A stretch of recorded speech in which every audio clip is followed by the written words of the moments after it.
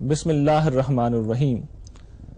حج بندہ مومن کی زندگی کا سب سے بڑا واقعہ ہے۔ ہر مسلمان جب حج پر جاتا ہے تو اس کی یہ خواہش ہوتی ہے کہ وہ حج سے اس حال میں لوٹے کہ کوئی گناہ اس کے دامن پر موجود نہ ہو۔ اس کے لیے جہاں یہ بات ضروری ہے کہ زائر حرم تقوی کا زاد راہ ساتھ لے کر جائے، وہاں یہ بات بھی لازم ہے کہ اسے حج کے مناسک سے پوری طرح آگاہی حاصل ہو۔ جائز صاحب، آج ہم حج سے متعلق گفتگو کریں گے۔ حج ایک عظیم عبادت ہے۔ ہم آپ سے جاننا چاہتے ہیں کہ اس عبادت کو اللہ تعالیٰ نے کیوں فرض کیا ہے مسلمانوں پر، اس کی کیا حکمت ہے، کیا مصلحت ہے، کیا حقیقت ہے؟ ریحان صاحب، تمام عبادات کے بارے میں پہلے یہ اصولی بات سمجھ لینی چاہیے کہ یہ اللہ تعالیٰ کے ساتھ ہمارے تعلق کا اظہار ہے۔ ہم جب بندے کی حیثیت سے اللہ تعالیٰ کو اپنا پروردگار مانتے ہیں تو جس طرح دوسرے تمام تعلقات میں اپنے جذبات کا اظہار کرتے ہیں، اسی طرح فطری طور پر یہ چاہتے ہیں کہ اللہ تعالیٰ کے ساتھ بھی اپنے تعلق کا اظہار کریں۔ چنانچہ مختلف عبادات جو اسلام میں ہم پر فرض کی گئی ہیں، جیسے نماز ہے، جیسے روزہ ہے، جیسے زکوٰۃ ہے، اسی طرح حج و عمرہ ہے، ان تمام عبادات کی نوعیت اصلاً یہی ہے کہ اللہ تعالیٰ کے ساتھ ہمارے تعلق کی جو بنیاد ہے، اس بنیاد کا یہ ایک نوعیت کا علامتی اظہار بن جاتی ہیں، سمبولک ایکسپریشن بن جاتی ہیں۔ نماز کو دیکھیں، نماز کیا ہے؟ یعنی ہم اپنے پروردگار کی عظمت کا اعتراف کرتے ہیں، ہم اس بات کا اقرار کرتے ہیں کہ ہم اس کے بندے ہیں، تو اب اس بندگی کے اظہار اور صدمت کے اعتراف کے لیے ہم رکوع کرتے ہیں، ہم سجود کرتے ہیں، مختلف نماز کے اعمال انجام دیتے ہیں۔ اسی طرح کا معاملہ حج و عمرہ کا بھی ہے۔ اللہ تعالیٰ کے ساتھ ہمارے تعلق کی کئی بنیادیں ہیں، ان میں سے ایک بنیاد پرستش ہے، دوسری بنیاد اطاعت ہے، تیسری بنیاد حمیت و حمایت ہے۔ یعنی پروردگار نے ہمیں دنیا میں امتحان کے لیے بھیجا ہے، اور اس امتحان کی نوعیت کچھ ایسی ہو گئی ہے کہ اس میں شیطان میں اور انسان کے مابین ایک کشمکش برپا ہے۔ آپ قرآن مجید کا مطالعہ کریں تو یہ معلوم ہوگا کہ جب سیدنا آدم علیہ السلام کو دنیا میں بھیجا گیا تو اس موقع پر شیطان نے ان کو اغوا کرنے کی کوشش کی۔ اس اغوا کا ذکر قرآن مجید میں آیا ہے، اور یہ بتایا گیا ہے کہ کس طرح ان کو انہوں نے پھسلا کر جنت سے نکلوانے کا سامان کر دیا۔ اس موقع پر اللہ تعالیٰ نے یہ فرمایا کہ اب تم زمین میں جاؤ، بعضکم عدو لبعض، اب تم ایک دوسرے کے دشمن ہو۔ گویا اس دن سے شیطان میں اور انسان میں ایک جنگ برپا ہو گئی۔ اس کا چیلنج بھی قرآن مجید میں نقل ہوا ہے، اور اس میں اس نے یہ کہا ہے کہ میں ہر راستے پر بیٹھوں گا اور میں توحید کے راستے سے انسان کو ہٹانے کی کوشش کروں گا، اور جو کچھ بھی میرے لیے ممکن ہوگا وہ میں انسان سے انتقام لینے کے لیے کر گزروں گا۔ چنانچہ یہ کشمکش، یہ جنگ برپا ہے۔ اس جنگ میں ہم کس طرف کھڑے ہیں؟ رحمان کی طرف کھڑے ہیں یا شیطان کی طرف کھڑے ہیں؟ یہ ایک فیصلہ کن موڑ ہوتا ہے ہر انسان کی زندگی میں۔ اللہ تعالیٰ کی طرف کھڑے ہیں یا رحمان کی طرف کھڑے ہیں، تو ظاہر بات ہے کہ جنگ کے میدان میں جب آدمی اترتا ہے تو جان و مال کی نظر لے کر اترتا ہے۔ گویا ہمارے پاس جان ہے، ہمارے پاس مال ہے، ہم اس جنگ میں اپنے پروردگار کی نظر کر رہے ہیں۔ اس نظر کی تمثیل ہے حج۔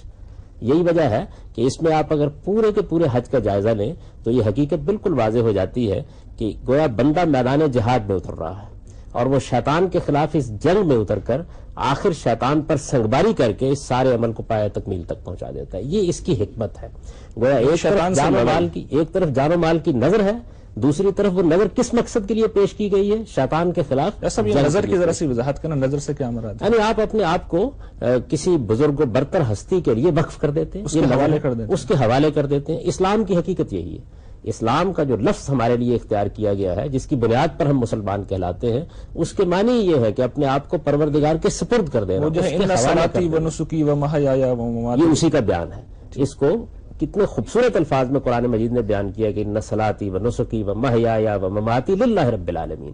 گویا جب میں اسلام لاتا ہوں، جب میں مسلمان ہوتا ہوں، جب میں اس دین میں داخل ہوتا ہوں تو اپنا جان و مال اپنے پروردگار کے سپرد کر دیتا ہوں جنت کے عوض۔ اسی کو صحابہ کرام کے بارے میں بیان کیا نا کہ ان اللہ اشتری من المؤمنین اموالهم وانفسهم بان لهم الجنہ۔ اللہ تعالیٰ نے ان اہل ایمان سے ان کے جان و مال جنت کے عوض خرید لیے ہیں۔ تو یہ تو ہم اللہ کے حوالے کر ہی چکے ہیں۔ اللہ تعالیٰ کے ساتھ جب ہم اسلام کا معاہدہ کرتے ہیں تو جان و مال اس کے حوالے کر دیتے ہیں، گویا اس کی نظر کر دیتے ہیں، اس کے لیے وقف کر دیتے ہیں۔ یعنی ایک نظر اور دوسرا شیطان کے خلاف لڑائی۔ یہ نظر کس لیے؟ یعنی اللہ تعالیٰ کو کیوں ضرورت ہے اس کی؟ تاکہ شیطان کے خلاف اس کشمکش میں جان کی ضرورت پڑے تو ہم جان دینے کے لیے تیار ہوں، مال کی ضرورت پڑے تو ہم مال دینے کے لیے تیار ہوں۔ یہ حقیقت ہے۔ اس حقیقت کو تمثیل کی زبان میں بیان کیا گیا ہے، سمجھنے کے لیے کہہ لیجئے کہ گویا اس ساری کی ساری حقیقت کو، یہ جو جنگ ہے، یہ جہاد ہے، اس کو ڈرامٹائز کر دیا گیا ہے، ایک تمثیل کی صورت دے دی گئی ہے۔ چنانچہ اب دیکھیں کیا ہوتا ہے، ہم دنیا کی ہر چیز سے ہاتھ اٹھاتے ہیں، اس کے بعد جا کر جس طرح فوج ڈیرے ڈالتی ہے ایسے میدان میں ڈیرے ڈال دیتے ہیں، پھر اس کے بعد ہم اپنے امام کی قیادت میں ایک میدان میں حاضر ہو جاتے ہیں، وہاں اسی طرح دعا و مناجات کرتے ہیں جیسے میدان جنگ میں اترنے سے پہلے دعا و مناجات کی جاتی ہے، اپنے امام کا خطبہ سنتے ہیں، واپس آتے ہوئے راستے میں ایسے ہی پڑاؤ کرتے ہیں جیسے فوج پڑاؤ کرتی ہے، پھر اس کے بعد میدان میں واپس آتے ہیں اور پھر سنگباری کرتے ہیں۔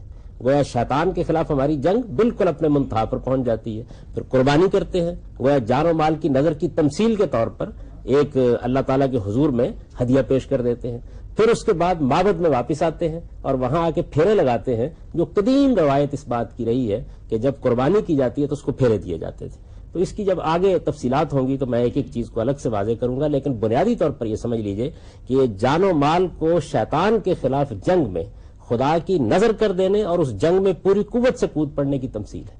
تو حج کی اس حقیقت کو بہت اچھی طرح سمجھ لینا چاہیے، ورنہ عام طور پر لوگ حج کے لیے جاتے ہیں تو ان کا خیال ہوتا ہے کہ ہم کیا کر رہے ہیں، کہیں پھیرے لگا رہے ہیں، کہیں کنکر مار رہے ہیں، یہ بات ان پر واضح نہیں ہوتی کہ اصل میں وہ کیا کر رہے ہیں۔ شیطان کے خلاف جنگ میں آپ رحمان کی سمت میں کھڑے ہیں، میدان جہاد میں اترے ہیں، اور پھر اس کے بعد شیطان پر سنگباری کر کے اپنی جان کی نظر ایک قربانی کی صورت میں پیش کر کے آپ اس سے فارغ ہو جاتے ہیں۔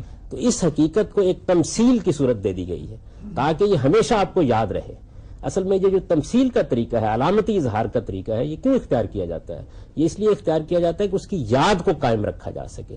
اب ہوتا یہ ہے کہ تمثیل کے وہ اجزاء جو ہیں وہ تو باقی رہ جاتے ہیں، لیکن اس کی حقیقت بسا اوقات نگاہوں سے اوجھل ہو جاتی ہے۔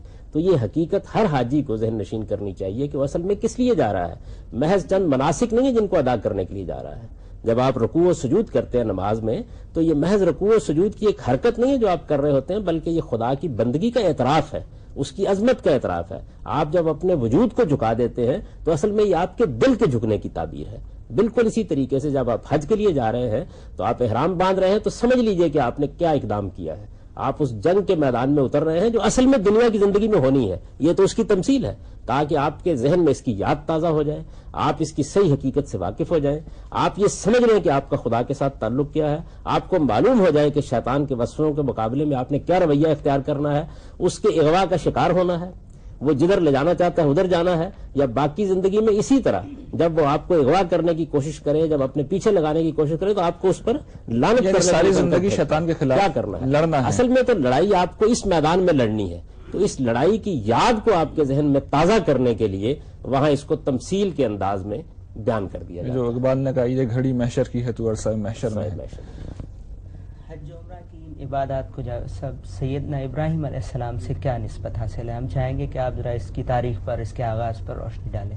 دیکھیے جی، بات یہ ہے کہ یہ جو معبد ہے جس کو آپ بیت الحرام کہتے ہیں یا مسجد حرام کہتے ہیں یا بیت اللہ کہتے ہیں یا کعبہ کہتے ہیں، اس کے بارے میں تو یہ معلوم ہوتا ہے کہ یہ سیدنا ابراہیم علیہ السلام سے بھی بہت پہلے وجود میں آ چکا تھا، بلکہ قرآن مجید نے یہ بتایا ہے کہ یہ خدا کی زمین کے اوپر پہلا گھر تھا جو اس کی عبادت کے لیے تعمیر کیا گیا، لیکن ایک عرصے تک یہ لوگوں کی توجہات حاصل نہیں کر سکا اور پھر آہستہ آہستہ یہاں سے لوگ چلے گئے، چنانچہ یہ بھی بالکل ویران ہو گیا۔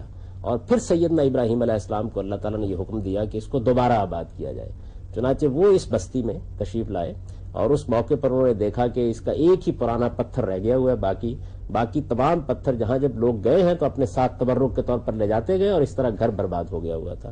چنانچہ اللہ کے حکم نے اس کی دوبارہ تعمیر انہوں نے کی، اس میں سیدنا اسماعیل بھی ان کے ساتھ شریک ہوئے اور یہ گھر ایک مرتبہ پھر آباد کیا گیا۔ اس لحاظ سے سیدنا ابراہیم علیہ السلام اس کی دوبارہ تعمیر کرنے والی غیر معمولی شخصیت ہے، اور پھر ان کے صاحبزادے کو اللہ تعالیٰ نے اس کی نظر کے لیے مانگ لیا تھا۔ یہ جو تعبیر ہے قربانی کی وہ یہی ہے، یعنی ان سے گویا تقاضا کیا گیا تھا کہ وہ اس معبد کی خدمت کے لیے اپنے بیٹے کو وقف کر دیں، چنانچہ انہوں نے اپنے بیٹے کو یہیں آباد کیا اور پھر اسی کے ذریعے سے اس کی نئی آباد کاری کی ابتدا ہوئی اور اس کی جو عبادت ہے حج اس کی ابتدا بھی ہوئی۔ چنانچہ قرآن مجید نے اس کو بیان کیا ہے کہ اب جب کہ آپ نے اس گھر کو دوبارہ تعمیر کر لیا اور اس کی بنیادیں اٹھا دی ہیں اور اپنے صاحبزادے کو بھی یہاں آباد کر دیا ہے اور اب گویا وہ اس کے متولی کی حیثیت سے اور خادم کی حیثیت سے یہاں رہیں گے، تو اب لوگوں میں اس بات کا اعلان کر دیجئے کہ وہ اب دور دراز کی وادیوں سے فاصلے قطع کرتے ہوئے اس کا حج کرنے سب کنٹینیوسلی حج چلا آ رہا ہے حضرت ابراہیم کے زمانے سے؟ جی بالکل، حضرت ابراہیم علیہ السلام کے زمانے کے بعد پھر حج کبھی منسوخ نہیں ہوا۔